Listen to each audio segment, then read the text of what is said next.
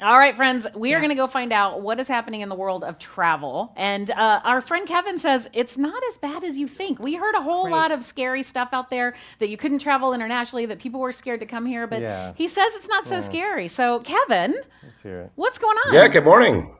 How are you? Hi. We are so excited to have you here. I, well, I'm glad to be here. I feel like I missed the memo on the black shirt though, so I'm dressed in blue. No worries. Are you in full So sequins? I you haven't have been able to see you yet. my earrings are, yes, you can't quite see Perfect, them, but perfect, yes, perfect. beautiful earrings. Yeah. So That's right. anyway, yeah, thrilled to be here. Thank you. Good morning. Good morning. Can you hear me? Okay. I can hear you just fine. Okay, great. It's not the year we thought it was going to be, Liz. We thought it was going to be a growth year for travel.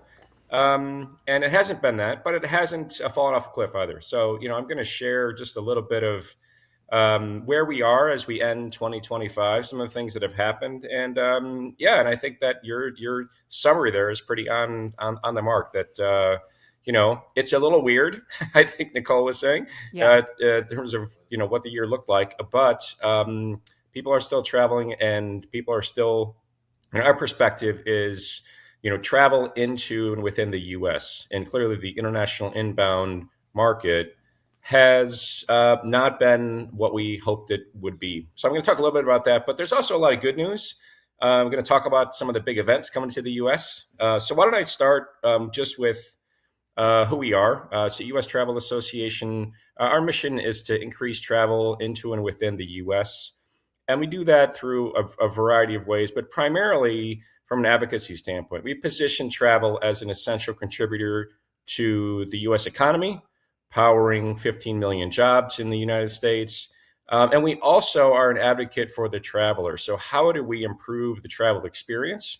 Because for some people, the hassle of going through security at the airport is enough to keep them away.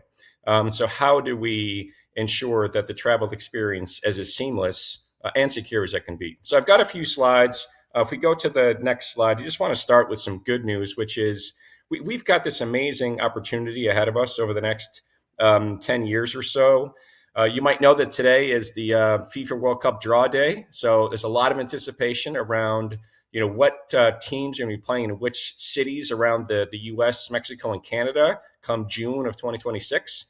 And also the America 250, that's a celebration of the United States happening next summer. But also we've got the Olympics coming, both summer and winter. And so, these big events are giving us an opportunity to engage this administration to ensure that they see travel as, part of the solution, part of the U.S. economy and a partner in their administration's goals. So we're excited about this opportunity. You can see we're anticipating this will bring 40 million international visitors who will spend a lot of money while they're here. And so, that's great. And you'll see later today where if you have a special favorite team, you'll see where they're going to be playing. So a little bit more good news, at least from a U.S. standpoint, if you go to the next slide, is that the United States remains the most desirable destination. People still want to visit the U.S. They may be choosing that this may not be the right time. I'm going to show you in a couple of slides just some of the data that supports that to some degree. But we know that there's an intention to visit. Our job is to help convert those, intentions into actual, travel plans. So, we know that there's still interest in coming here. But if we go to the next slide, I'm sure you've heard that Canada business is down into the US, and there's some good reason for that. I don't think the Canadians want to be the 51st state of the United States. And so, some of the conversations of the rhetoric earlier this year really did not encourage travel from Canada. Now, there's still many Canadians coming here for various reasons, but you can see on the slide that business from Canada is down 23%. It's our biggest market. So, the strategy would not be to upset your number one customer, but that's kind of where we find ourselves. But you can see that overall, when you look at the different components of the industry, that we're seeing international inbound down only 2.5% when we look at the overseas numbers. If we go to the next slide, because Mexico is up even as Canada is down. But if we go to the next slide, which may be a little bit hard to see, so I'll just walk you through a little bit of this. Not every number on here, but the most important number is the lower right hand side, which is overseas visitation is down 2.5% this year. Now, a year ago, we were looking for this to be a growth year. So it's not what we were hoping for, but you can see that there's variations in terms of where the visitation numbers are, but nearly 29 million overseas visitors so far through October. So that's a little bit different than maybe what some of the headlines might suggest, that people aren't visiting the United States anymore. It just isn't true.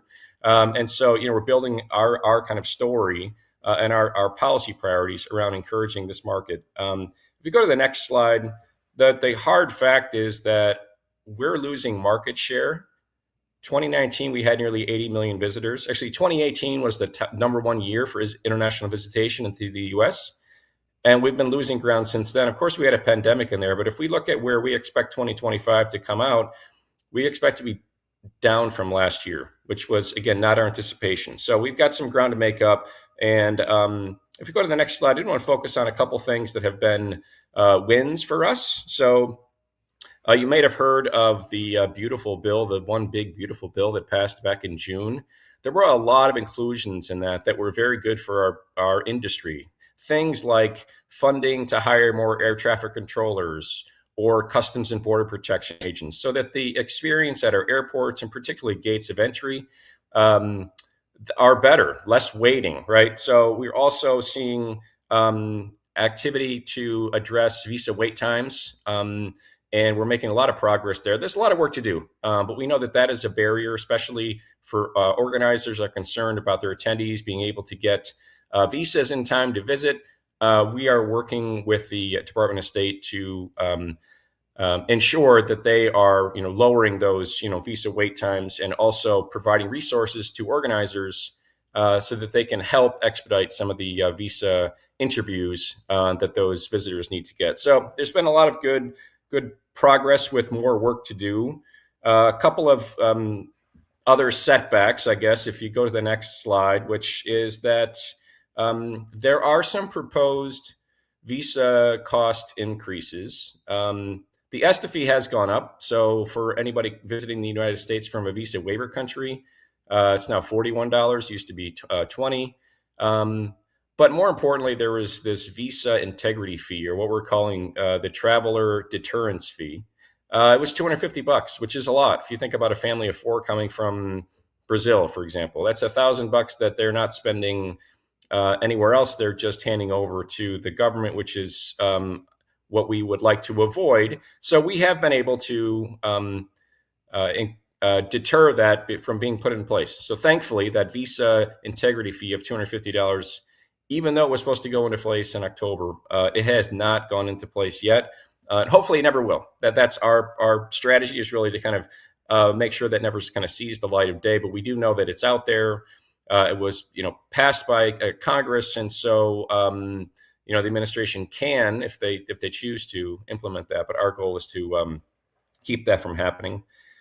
There's an organization called BrandUSA, was formed about 15 years ago, and we are their primary advocates. So we do the lobbying to fund BrandUSA, and unfortunately, in this bill in June, the funding for BrandUSA went from $100 million a year to $20 million a year.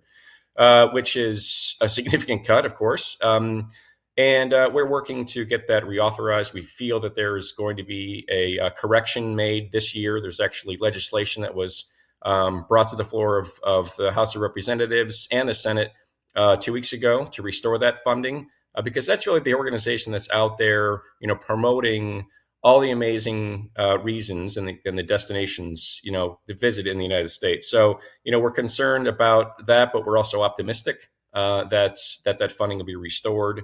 Of course, the government shutdown was terrible for business, and we are using that as now that the government's reopened, as leverage to say, look, this should never happen again. It's irresponsible, and it has a significantly adverse effect on our industry.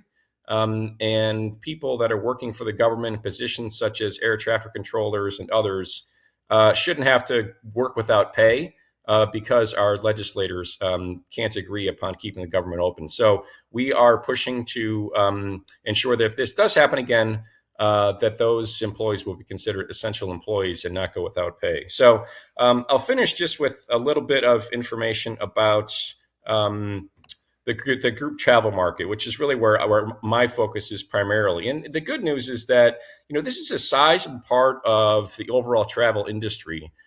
$276 billion in spending. If you look at the different components that we measure that are key contributors to the group travel market, of course, business events being the biggest. And for perhaps many of the folks that are participating in today's telethon, the most important part of the marketplace, powering 620,000 jobs in the U.S., $126 billion in spending. It's a big deal. But we also look at some of the other contributors to what we call the group travel market, which is youth and amateur sports. And anyone who's a parent of a child in their teenage years are probably contributing to this. Anybody who's not participating today, it is a growing market, and it is a big part of the group travel market. Of course, so are concerts and festivals, as well as those motor coach tours, and people traveling. They may not be traveling for business, but they are traveling in groups. So we look at this as a key contributor, and my focus in particular is ensuring that this market continues to grow. You can see it's nearly 20% of the overall industry in the U.S. So we're kind of a big deal, and our role really is to ensure that this market is healthy. People understand the critical reasons why meeting face-to-face is good for people's health, careers, companies, industries, and just overall people. We like to think, and I think there's data to back this up, that when people gather together, they feel better. And so we're going to continue to advocate for all the great reasons why people need to continue to gather together. And with that, I'll just turn it back to you, Liz. Thanks for the opportunity to share a little bit of information about what's happening in travel overall.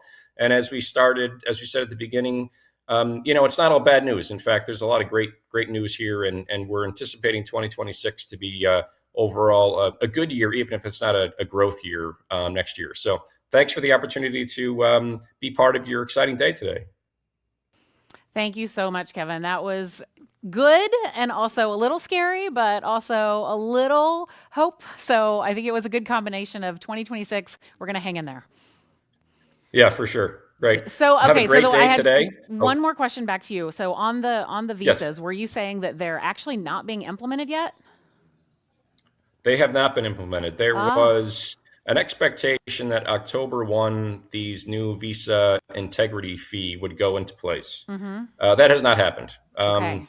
So that's good news. Yeah. Now, that could change, but our team is really talking about how that will have significantly negative consequences on the overall number of travelers over the next 3 years. So far that's been working, Liz. So that visa integrity fee is not in place currently.